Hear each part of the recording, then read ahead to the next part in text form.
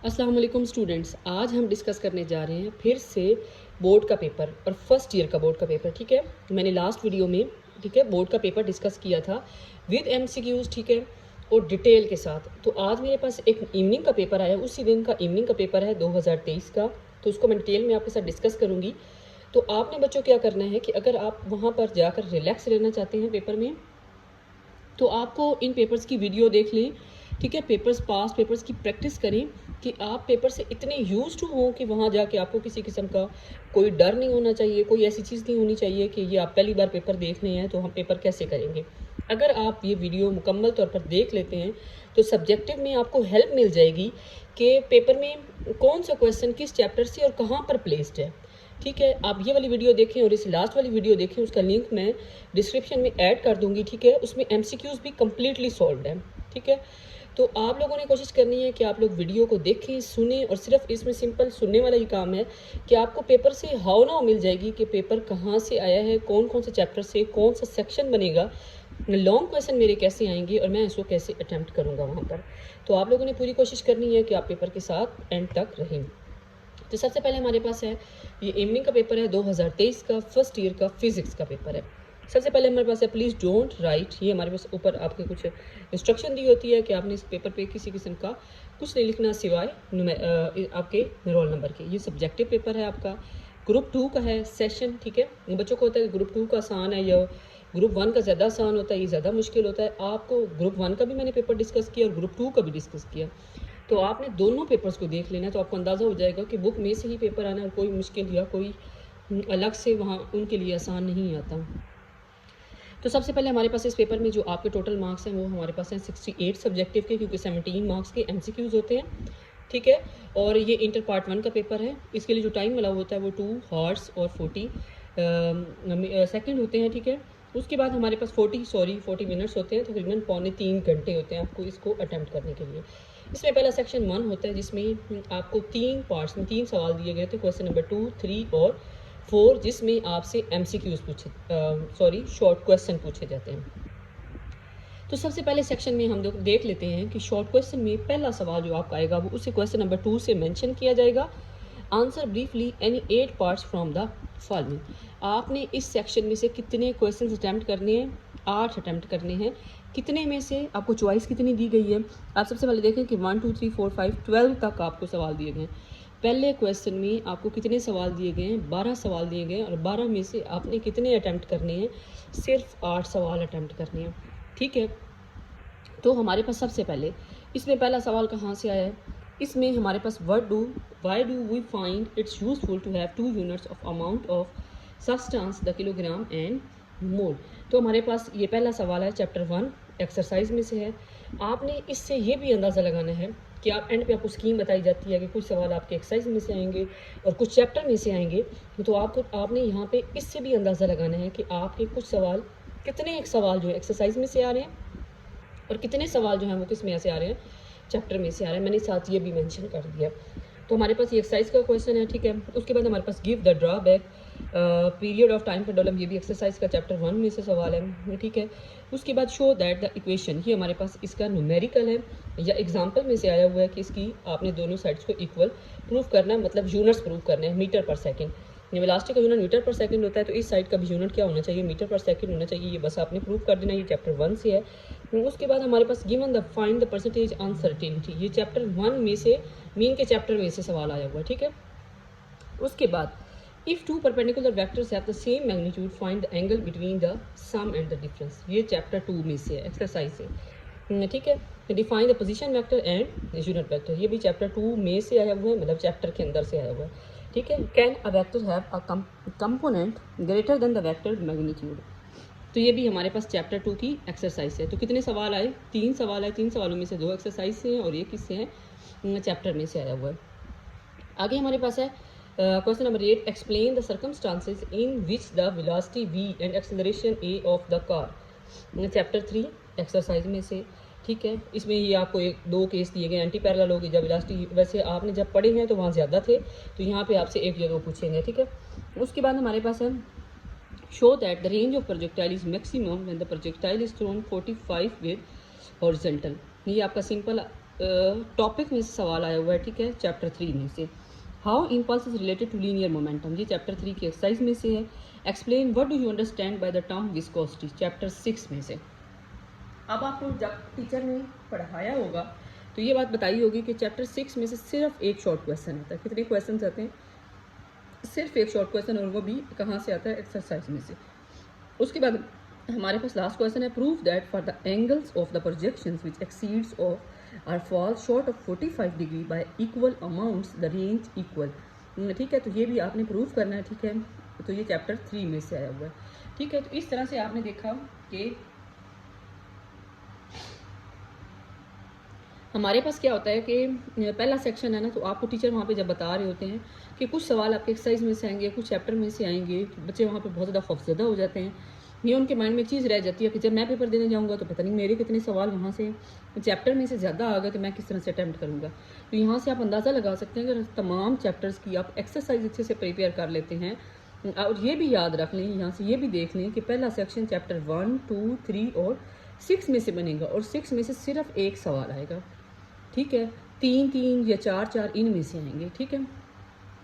और ये भी देख लें कि एक्सरसाइज में से ज़्यादा सवाल आए हुए हैं कि ये 1, 2, 3, 4, 5, 6, ठीक है, 7 और 8, ठीक है। तकरीबन आपका पहला सेक्शन जो है एक्सरसाइज में से भी अटैम्प्ट हो सकता है, लेकिन आपने एहतियातन चैप्टर में से भी शॉर्ट क्वेश्चन याद करने हैं, ठीक है। ये हुई हमारे पास मुकम्मल गाइडलाइन क्वेश्चन नंबर 2 की।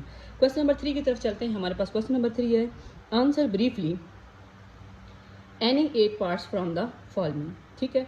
तो चैप्टर 4, 5, 7 और 8 में से ये सेक्शन बनेगा। जब आप इसको देखेंगे तो आपको पता चल जाएगा, ठीक है। और हर क्वेश्चन के 8 सवाल आपने इसमें से भी 8 अटैम्प्ट करने हैं, ठीक है। और हर सवाल के 2 नंबर हैं, तो आपके टोटल कितने मार्क्स बनेंगे? 16 बनेंगे। तो सबसे पहले हमारे पास a girl drops a cup from certain height which breaks into pieces, chapter 4 की एक्सरसाइज में से ये सवाल आया होगा, ठीक है। जितना अच्छा आप पेपर को पढ़ पाएंगे, जितना अच्छा पेपर को आप ऑब्जर्व कर पाएंगे कि पेपर आया कहाँ से है, तो आप जल्दी अटैम्प्ट कर सकते हैं। वहाँ पे आपके दिमाग के ये टाइम नहीं होना चाहिए कि आप ये सोचें ढूंढें कि पेपर आया हुआ कहाँ से, आपको ये भी ना पता हो कि किस चैप्टर का ये सवाल है, तो आपने वहाँ अटैम्प्ट क्या करना है।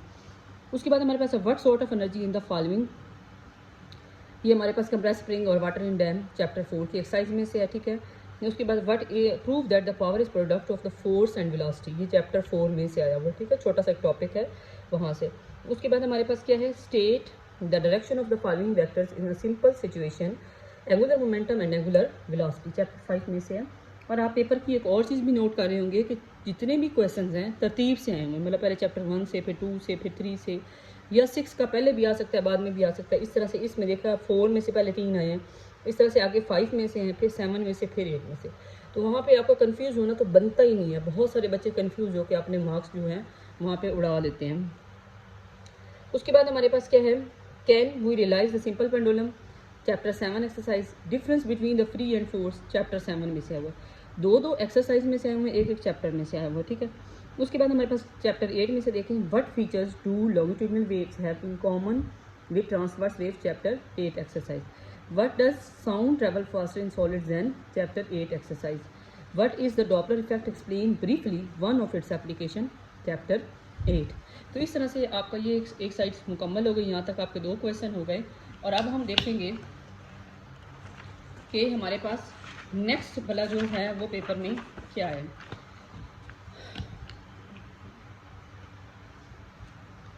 तो हमारे पास सबसे पहले क्या है, क्वेश्चन नंबर 4 है, answer briefly any 6 parts from the following, ठीक है। हमारे पास 2, 3 और 4, ठीक है। 3 सेक्शन होंगे शॉर्ट क्वेश्चन के। पहले में से भी 8 करने हैं, दूसरे में से भी 8 करने हैं, और तीसरे में से कितने करने हैं, 6 क्वेश्चन अटैम्प्ट करने हैं। Can a visible light produce interference, explain, ये चैप्टर इस सेक्शन में मैक्सिमम जो क्वेश्चन होते हैं 9 और 10 में से वो एक्सरसाइज में से आते हैं, ठीक है। तो ये चैप्टर 9 एक्सरसाइज में से है। How would you manage to get more, chapter 9 की एक्सरसाइज है। What is the difference between interference and diffraction, ये तो इतनी आसान डेफिनेशन है, ये चैप्टर 9 के चैप्टर में से आई हुई है, ठीक है। One can buy achieve microscope for use by the children the image seen in such microscope, chapter 10 exercise है, ठीक है। उसके बाद व्हाट इज अ रिपीटर, ये चैप्टर में से आया हुआ है 10 में से, ठीक है। उसके बाद thermos flask containing a milk, ठीक है, ये चैप्टर 11 की एक्सरसाइज में से है। Does entropy of the system increase और decrease due to the friction, chapter 11 exercise.